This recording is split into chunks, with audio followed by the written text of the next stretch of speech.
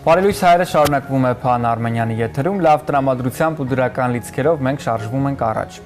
Հոլիվուդում թեկուզ փոքրիկ նախագծերում, թեկուզ իհարկե փառատոնային ֆիլմերում կամ տարբեր պրոյեկտներում, որոնք սկսնակ դերասանների համար են, հայերի առկայությունը մեզ համար շատ կարևոր է եւ ինձ թվում է, որ դա լավագույն մեկնարկային կետն է, հետո արդեն մեծ անուններ ունենալու համար, այնպես չէ՞։ Այո, այս դեպքում ոչ միայն մասնակցությունն է կարևոր, այլ նաեւ հաղթանակները, իսկ մեր օրինակ այսօրվա հյուրը բազում հաղթանակներ ունի հենց այդ ֆիլմերում եւ արդեն ամերիկյան կարելի ասել կինոինդուստրիայում հստակ կերպով անում է իր քայլերը։ Փորձենք իհարկե նրա մասին պատմող տեսանյութը դիտել, որից հետո կներկայացնենք այսօրվա մեր հյուրին։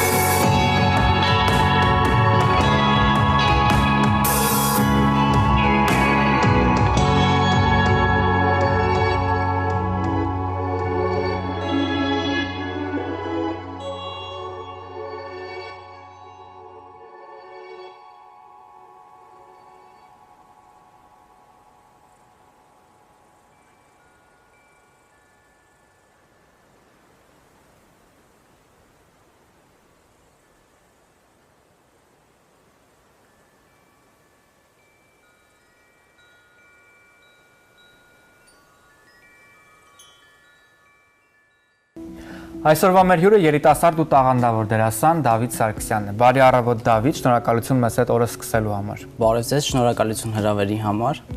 Ինչպես ես, Դավիթ, նախ եւ առաջ ինչպես է սովորաբար օրդ սկսում։ Հրաշալի, առավոտը սկսել եմ շատ լավ։ Մենք քեզ նախ շնորհավորում ենք քո մրցանակների հետ կապված, որոնցից երկուսը այստեղ տեսնում ենք։ Վերջինը կապված էր Հոլիվուդում փոքր դերի հետ կապված, չէ՞, եթե չեմ սխալվում։ Դերը երկրորդ գլխավոր դերն էր, որը հանդես եկավ կարճամետրաժ ֆիլմում, Կերպարի անունը Սիդ էր, որը իր քրոջ եւ եղբոր հարաբերությունների մասին է։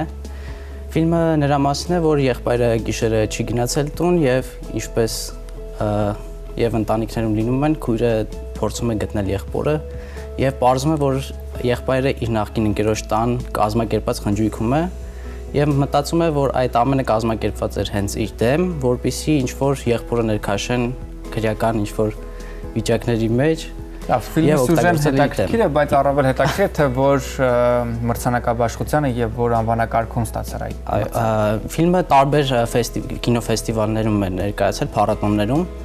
եւ տարբեր կատեգորիաներում եւ դերասանուհի եւ ֆիլմ եւ դերասան եւ իմ կատեգորիան Best Supporting Actor կատեգորիան էր, որը որ լավագույն երկրորդ դերասան, որը նոմինացվա 4 կինոփառատոներում Los Angeles Film Festival-ում, դերասանների մրցանակաբաշխությունում, Los Angeles-ի Actors Awards,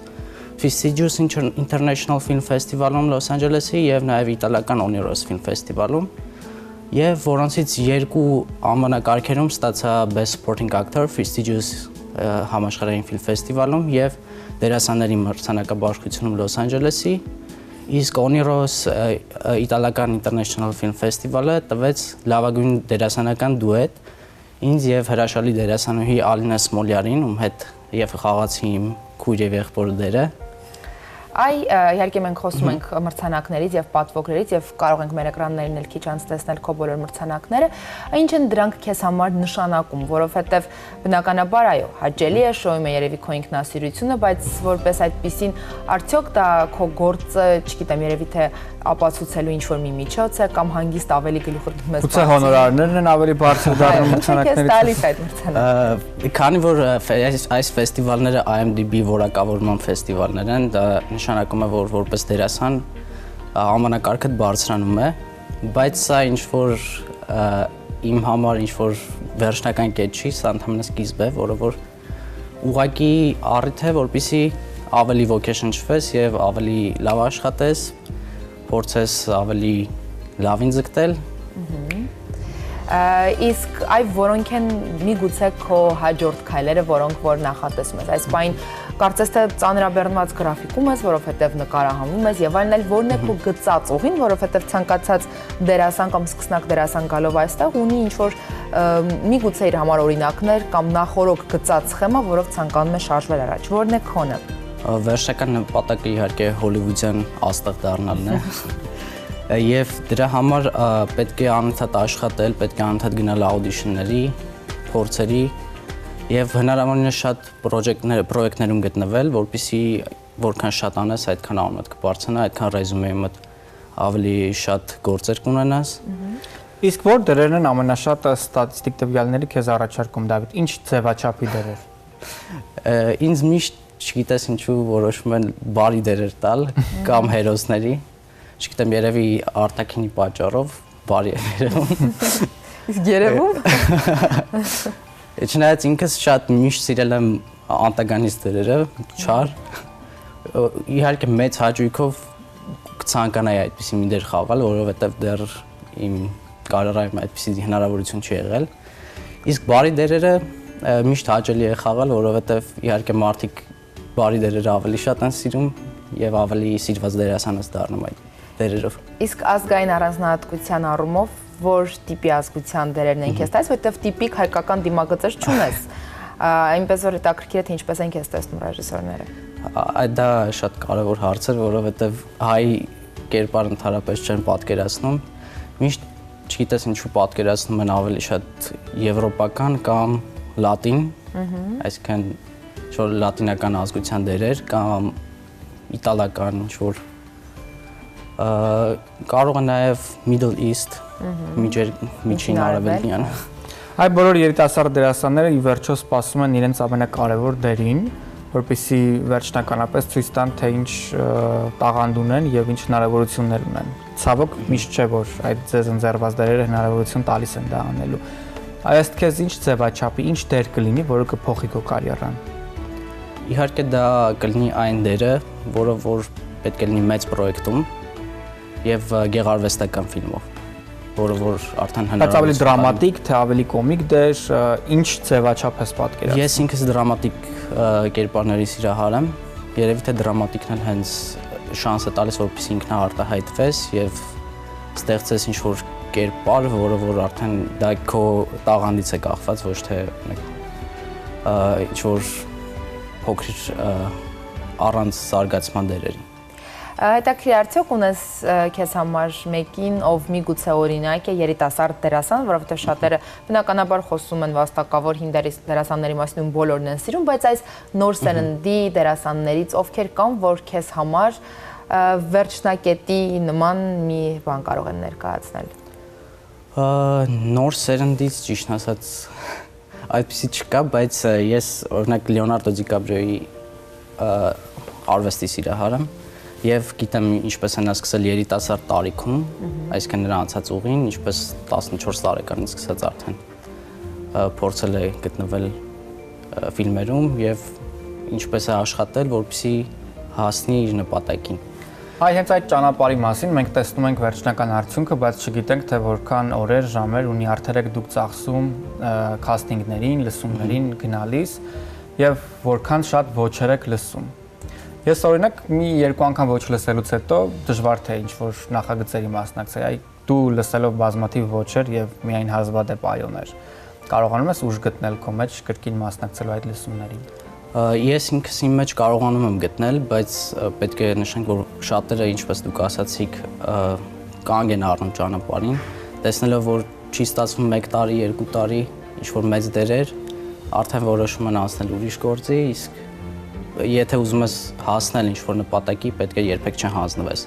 Պետք է աշխատես, պետք է դնես քո էներգիան, ուժերը, որպեսզի ինչ-որ արդյունք ստանաս։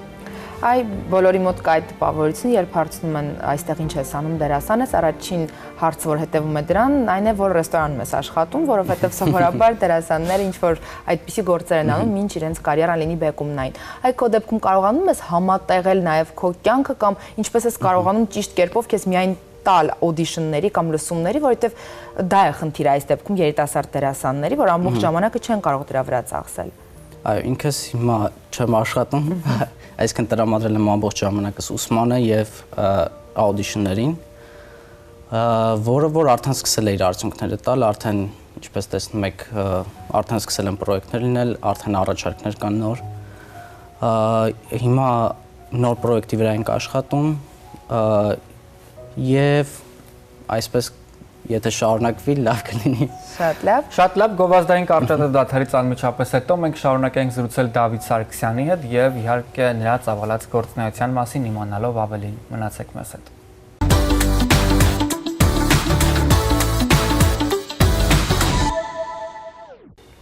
Բարելույս հայերը շարունակվում է Փան Արմենյանի եթերում եւ մենք շարունակում ենք զրուցել երիտասարդ դերասան Դավիթ Սարգսյանի հետ։ Դավիթ, արի փորձենք հասկանալ բաղադրատոմսը երբևէ հաջողության հասնելու։ Ինչից պետք է սկսել,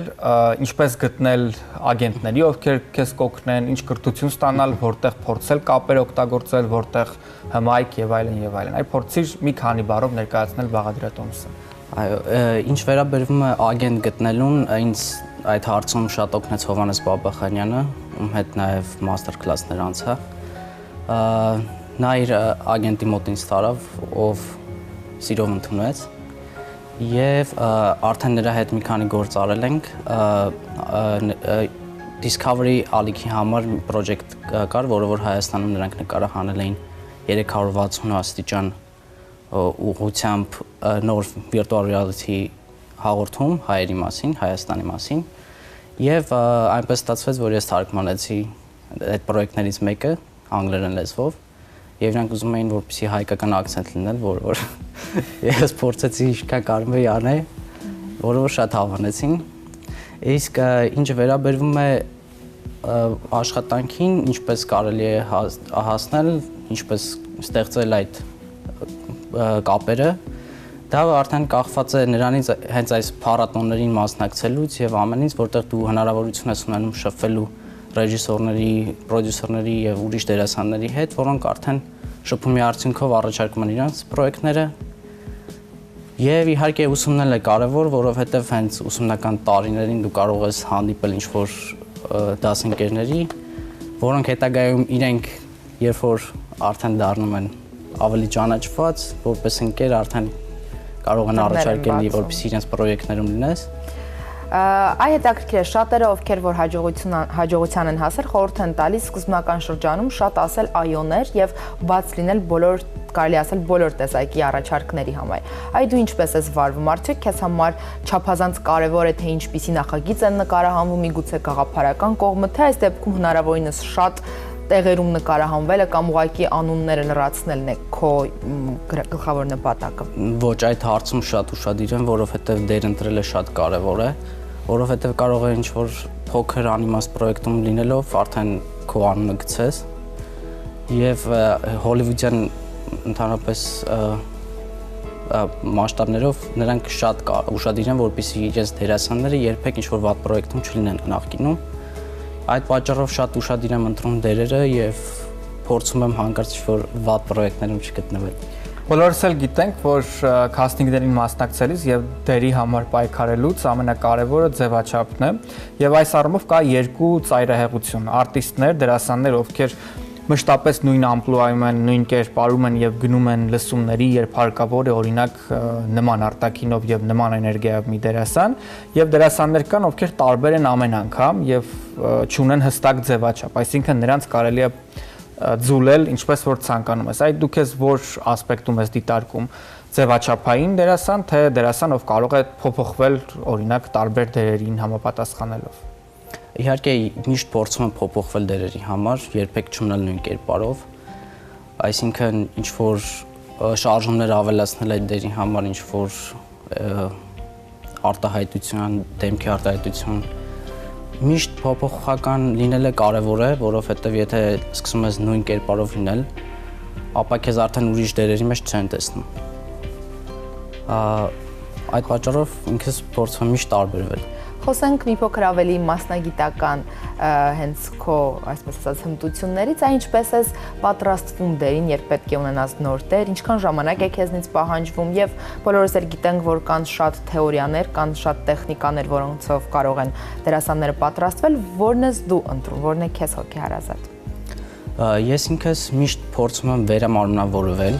Առաջին հարցը այն է, որ ես երբ կարդում եմ սցենարը, առաջին բանը, որ փորձում եմ անել, ինչքան հնարավոր է շատ ինֆորմացիա գտնել այդ կերպարի մասին ինտերնետով կամ գրքերից ինչ-որ կերպ եւ ձուլվել այդ կերպարին